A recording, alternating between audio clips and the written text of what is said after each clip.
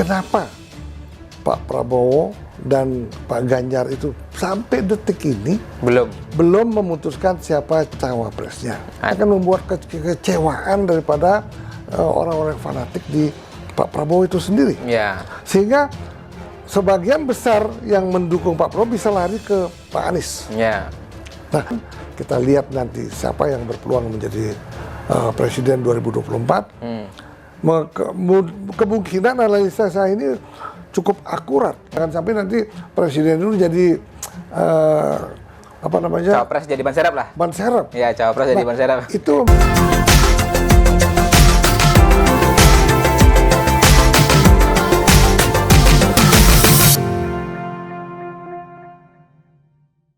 Kembali lagi di channel YouTube Mr. Puisi Live di bawah naungan MGP Media. Hari ini kita bincang-bincang, ngobrol-ngobrol santai lagi dengan Mr. Puisi tentang dinamika perkembangan politik terkini.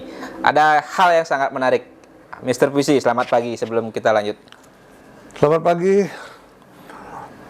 Katanya drama politik saat ini sangat luar biasa indahnya, tapi mungkin juga sangat luar biasa pahitnya nantinya. Apabila penentuan 2 poros ataupun 3 poros itu tidak menentu. Kenapa Pak Prabowo dan Pak Ganjar itu sampai detik ini belum memutuskan siapa cawapresnya? Ada apa gitu? Ada apa? Apakah akan drama bergabung kan begitu? Ini sesungguhnya bukan drama. Ini sebuah kekhawatiran kelompok Pak Ganjar maupun kelompok Pak Prabowo itu dikalahkan oleh kelompok Koalisi Perubahan yang adem-adem saja saat ini.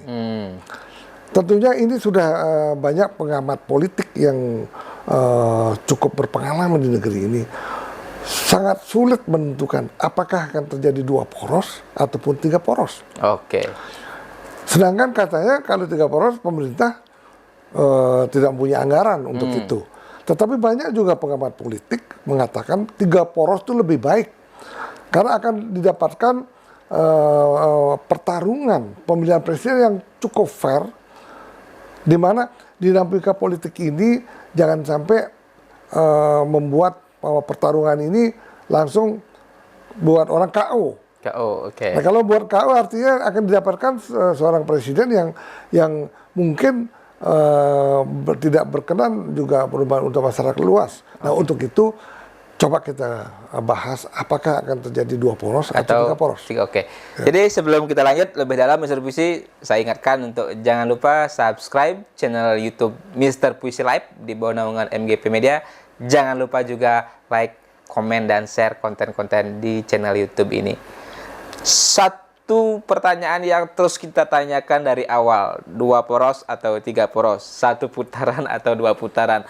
Analisa yang lebih mendalam, Mr. Puisi, ini kan juga waktu-waktu yang sangat krusial menjelang jadwal pendaftaran dimajukan menjadi 19 Oktober sampai 25 Oktober 2023 untuk pendaftaran Capres dan Cawapres. Kubu Koalisi Perubahan dengan Anies Muhaimin dengan PD-nya mengatakan akan menjadi yang pertama mendaftar di KPU. Sementara kubu Ganjar dan kubu Prabowo masing-masing Capres ini belum juga menentukan siapa cawapresnya. Ini menjadi pertanyaan, apakah 2 poros atau 3 poros?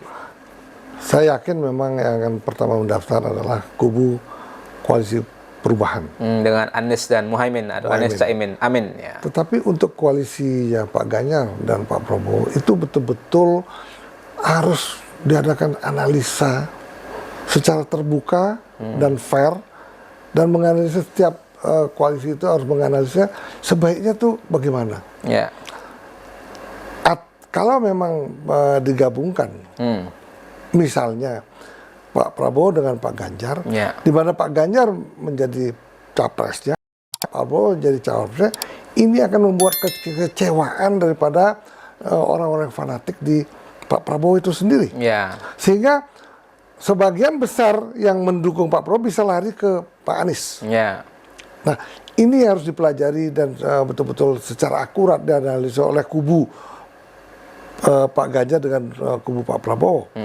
Demikian juga sebaliknya, apabila Pak Prabowo jadi capres, Pak Ganjar menjadi cawapres, Bu Mega apa bisa legowo. Ya, apalagi dengan positioning PDI Perjuangan sebagai partai pemenang, partai paling tinggi kursinya di parlemen kan gitu. Iya, tetapi kita lihat bahwa Pak Prabowo sekarang udah didukung oleh beberapa partai koalisi besar.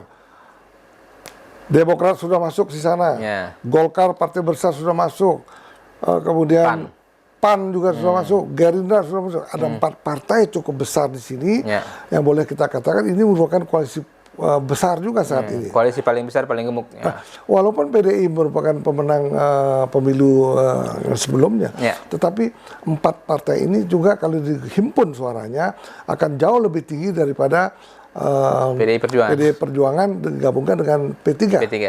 Nah, apabila nanti Ibu Megawati legowo, diadakan kompromi politik yang sangat akurat, maka Pak Prabowo seandainya dijadikan capres, Pak Ganjar menjadi capres, saya yakin 1 putaran selesai.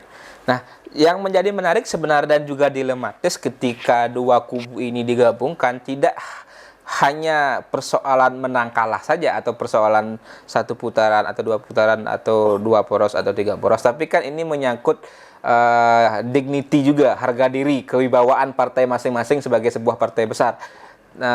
Kita juga tidak hanya bicara personalitas, bagaimana martabat atau harga diri seorang Ibu Mega atau juga seorang Prabowo ketika misalnya menerima menjadi cawapres. Ini kan nasib masing-masing partai ini, belum lagi kita kaitkan dengan bagaimana partai koalisi pendukungnya menerima apa tidak misalnya ketika 2 ini bergabung gitu. Nah, apabila terjadi gontok-gontokan, tidak ada titik temu yang sebetulnya yang bisa dirugikan Pak Ganjar maupun Pak Prabowo. Karena banyak analisa politik yang cukup canggih ya. Apabila terjadi 3 putaran, seandainya Pak Anies masuk ke putaran kedua, di mana salah satu Pak Prabowo ataupun Pak Ganjar itu tumbang di putaran, memungkinkan Pak Anies akan leading menjadi presiden. Makanya sekarang Pak Surya Paloh, Nasdem dan grupnya itu tenang-tenang aja, dia dropol dari Jawa kemana loh katanya gitu. Nah, sehingga ini yang sangat harus diperhitungkan oleh kedua kubu, ke Pak Ganjar dan Pak Prabowo apabila ingin memenangkan Pilpres 2024. Nah, kalau tetap gontok-gontokan, gengsi dan ini tidak ada titik temu, pastilah akan terjadi 3 putaran. Kita lihat nanti siapa yang berpeluang menjadi presiden 2024. Kemungkinan analisa saya ini cukup akurat. Karena apa? Sudah tiap hari kita pelajari kemana arah-arah politik para tokoh-tokoh yang di negeri ini ya. Sehingga memang analisa daripada tim survei, banyak tim survei Rusia ini memang sepertinya memang sungguh fair ya, tidak memihak kiri kanan. Nah, makanya apabila kita bisa menganalisa semua analisa politik, bisa menangkan Pilpres 2024. Ya, kalau kita memang bicara, let's say lah kita katakan akan ada 2 poros gitu, atau kubu Ganjar Pranowo dan kubu Pak Prabowo ini melebur menjadi 1 poros. Menurut Mr. PC, mana yang paling tepat komposisinya? Capres-cawapresnya Ganjar Prabowo atau Prabowo Ganjar untuk meraih kemenangan? Karena kan kalau memang asumsinya ini menjadi 2 poros, berarti kan ada kekhawatiran besar terhadap potensi kekalahan mereka melawan kubu Anies dan Muhaimin. Berarti kan harus komposisinya harus tepat, harus racikannya harus benar. Menurut Mr. PC, insting analisa politik mana yang paling tepat? Kalau instingnya yang paling tepat, kemungkinan 1, Pak Prabowo adalah merupakan kalau senioritasnya Pak Prabowo lebih senior, lebih banyak pengalaman, dibilang politik dan geopolitik. Kemudian sudah berpengalaman di menteri kabinet. Nah, ini rasanya kalau memang bisa dikompromikan, daripada nanti misalnya tidak terduga, kita nggak tahu nanti apa hasilnya, daripada nanti kita mereka-reka menang atau kalah, sebaiknya diputuskan untuk satu putaran. Saya bukan ini tidak memihak siapa-siapa ya. Kalau ini analisa politik ya, analisa politik bahwa kalau apabila Pak Prabowo dijadikan capres, Ganjar cawapres. Cawapres itu memungkinkan karena apa? Pak Prabowo itu didukung oleh 4 partai cukup besar, lebih dari 40%. Ya. Kemudian Pak Ganjar didukung oleh PDI Perjuangan dan P3. Mesin politiknya juga akan kalah dengan mesin politik 4 partai besar ini. Ya.